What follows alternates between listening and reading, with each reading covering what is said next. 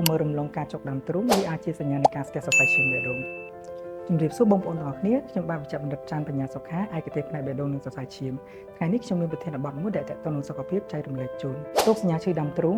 ជួបប្រទះញឹកញាប់ប៉ុន្តែប្រជាជនមានភាគច្រើនមើលរំលងនិងមិនសូវចាប់អារម្មណ៍ហើយប្រជាជនខ្លះគាត់គិតថាវាគ្រាន់តែជាការឈឺធម្មតាក៏ប៉ុន្តែវាអាចជាសញ្ញាប្រាប់នៃការស្ទះសរសៃឈាមបេះដូងសូមចាំថាការស្ទះសរសៃឈាមបេះដូងអាចបណ្ដាលឲ្យកាំងបេះដូងនិងធ្វើឲ្យយើងបាត់បង់អាយុជីវិតក្នុងមួយប្រភេទភ្នែក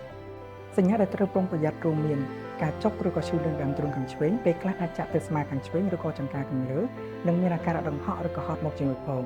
ជាពិសេសអ្នកដែលកើតជំងឺទឹកនោមផ្អែមអ្នកដែលកើតជំងឺលើឈាមអ្នកដែលមានប្រវត្តិជក់បារីឬក៏កំពុងជក់បារីត្រូវប្រុងប្រយ័ត្នឲ្យបានខ្ពស់បើសិនបើអ្នកមានរោគសញ្ញាទាំងអស់នេះសូមគម្រោងចាំនឹងគុំស្ទាក់ស្ទើរអ្នកត្រូវសុំជំនួយភ្លាមៗជាបន្ទាន់ឬក៏មកកម្មវិធីពេទ្យពេលវេលាពិតជាមានសារៈប្រយោជន៍ណាស់ដើម្បីជួយសង្គ្រោះអាយុជីវិតរបស់អ្នកជំងឺនិងការពារកុំឲ្យមានផលវិបាកទៅថ្ងៃក្រោយសូមចាំថាកុំមើលរំលងការចុកដើមទ្រូងវាអាចជាសញ្ញានៃការស្ទះសរសៃឈាមបេះដូង